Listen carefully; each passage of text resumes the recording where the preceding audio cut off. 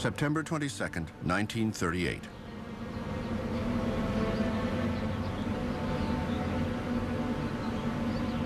A hurricane of unprecedented speed and ferocity has laid waste to more than 1,000 miles of shoreline, from Long Island to Maine. It's like a world turned upside down. Railroad tracks that are just sort of spiraling into nothingness. Sailboats washed up on land. Cars bobbing in water. Neighborhoods that have just become splinters. The storm destroyed 20,000 buildings and damaged 75,000 more.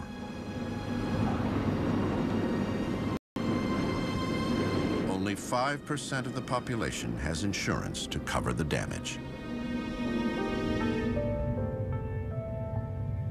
The morning after the hurricane, Katharine Hepburn and her family returned to the ruins of their summer home in Fenwick, Connecticut.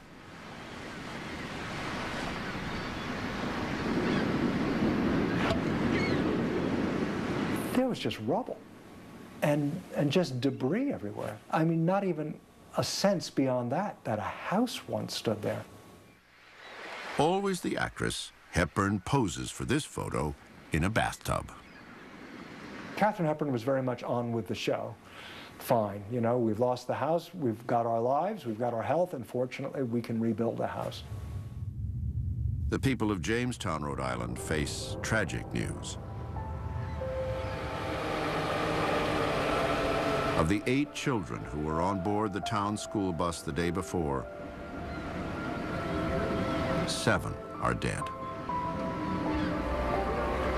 Only bus driver Norm Caswell and 11-year-old Clayton Chellis survived the hurricane. Clayton had been a strong swimmer, and he knew from swimming here at Beavertail that the best thing to do was not fight the water, but to swim with it, which is what he did. That morning, nearly everyone in town gathers around the empty bus, still partially submerged in muddy water. Because the island was so small and everyone knew everyone else, when people discovered that 7 children had died the day before, it was devastating, not just for the families, but for everybody on the island.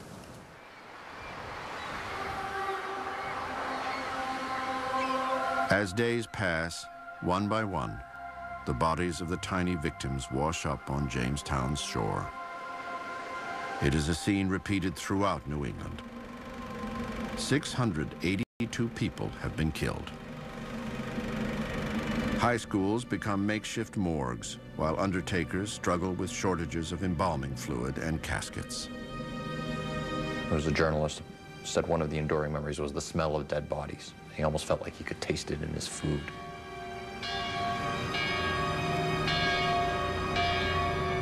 There were often triple funerals, and that was particularly the case with families. A mother would be buried with her small children if they had all drowned.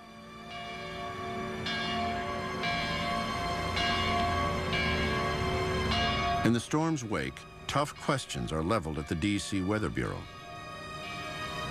Those in the hurricane's path want to know why they weren't warned.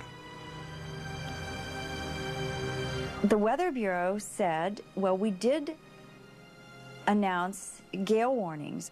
Gale warnings were discounted. Fishermen were accustomed to gale warnings. They thought that was just a big blow.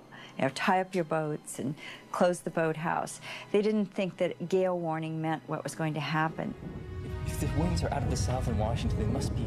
Just 2 hours before the hurricane struck, forecaster Charles Pierce had accurately predicted its intensity and its deadly path. But more experienced meteorologists had overruled him. It's not clear if a last-minute warning would have made a difference. The storm swept away communication lines as it roared ashore. I think within the Weather Bureau, there was the understanding that this was a very unique storm from the standpoint of its motion, where it went, and more importantly, how fast it got there. The public blames the agency for the lack of warning. One critical letter prompts the senior forecaster in Washington to respond that they handled the situation, quote, fairly well under the circumstances. No one at the Weather Bureau lost his job after the storm. One thing that does change in the aftermath of the New England hurricane, the way in which the recovery is handled. Traditionally, private agencies like the Red Cross spearheaded relief efforts. But in the 1930s, President Franklin Roosevelt's New Deal programs become the cornerstone of the relief efforts. The Depression makes it impossible for private charity to keep up with the demand. So what we see happening in New England is the federal government stepping in and taking the place of either private charity or state or local government as a way of giving aid or trying to generate economic growth, which is what the New Deal is trying to do. Tens of thousands of unemployed men found themselves back at work again because of the hurricane. There was another unexpected beneficiary of the hurricane, the airline industry. People who've never flown before are getting on planes. The streets are choked with fallen trees, with debris. Same for railroad lines, which are absolutely torn up and destroyed. All of a sudden, there's a huge demand for flights.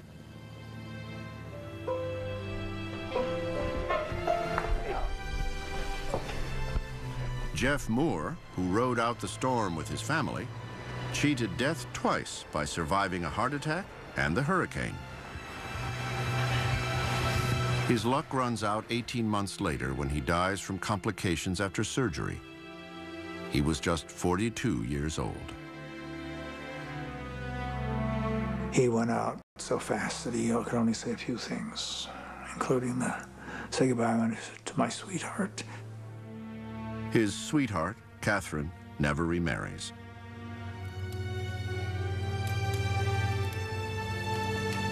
The only meteorologist to predict the storm's probable landfall in New England was Charles Pierce. He spends nearly 4 decades with the Weather Service until his retirement in 1973.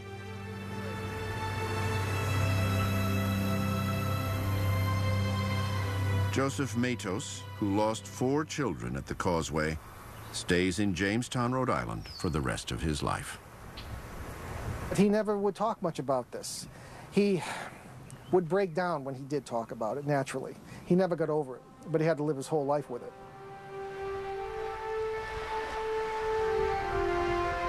Clayton Chellis, who was able to swim to safety during the storm, follows his love of the sea by joining the Navy right out of high school. After serving in the Pacific Theater during World War II, he drowns. He was 19 years old.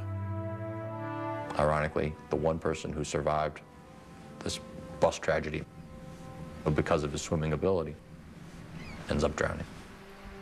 It's almost as if fate had written some kind of script, and it didn't get him the first time, but it did the second.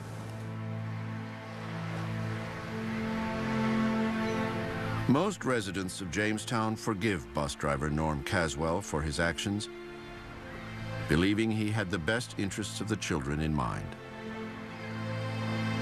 Some, however, like Bill Chellis, who was not on the bus, but lost his sister in the hurricane, can't help but still be angry. Well, a stupid, dirty devil should have never tried to go across a one-lane causeway. Just, you couldn't even pass 2 cars. You know. I don't know what the man was thinking of. Of course, hindsight's a great thing, but...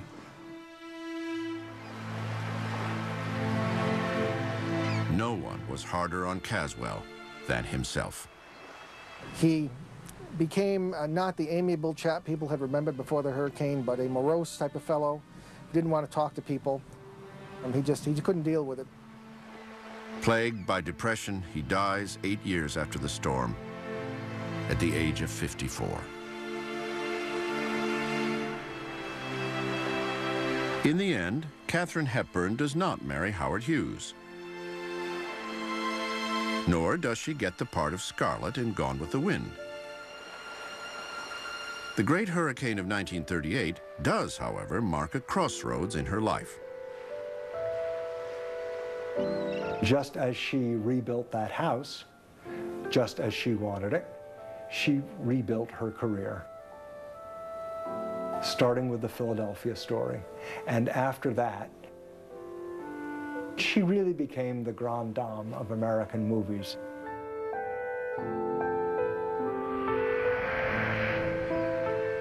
Her family home on the Connecticut shore remains Katharine Hepburn's refuge from the world for the rest of her life. She dies there in 2003 at the age of 96.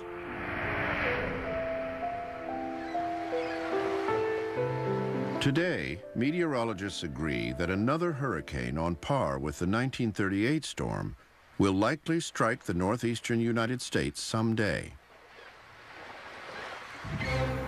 The question is whether it will result in an equally large loss of life. Radar, developed during World War II and refined over the years, now allows meteorologists to track a storm with pinpoint accuracy. What they still cannot do is predict its behavior, what path it will take, and whether it will die out or grow to monstrous proportions. Intensity forecasting is probably the least efficient and the least known part of hurricane forecasting. So that meteorological nightmare is still out there, and if we're not careful to learn from what we've seen in the past, that kind of thing could be repeated along the United States coast in some shape or form. If anything, more people in the American Northeast may be in danger from a hurricane than ever before. Waterfronts and beaches that were empty in 1938 are now crowded with development. More and more people live in harm's way. And I think, wow, you know, what are you doing building houses? And it just, someday, something's going to happen. But there it is. People forget. We feel it hasn't happened in 2 generations, it can't happen now. So we have an inexperienced population. Is our infrastructure different? Sure. Have we matured as a society? Sure. But are we any less susceptible to the devastation? Absolutely not. Storms like this have a way of making all of the technology that people enjoy obsolete. And just when you think you have established the ideal world where you can do everything, a storm like this comes along and shows you how completely powerless you are in the face of nature.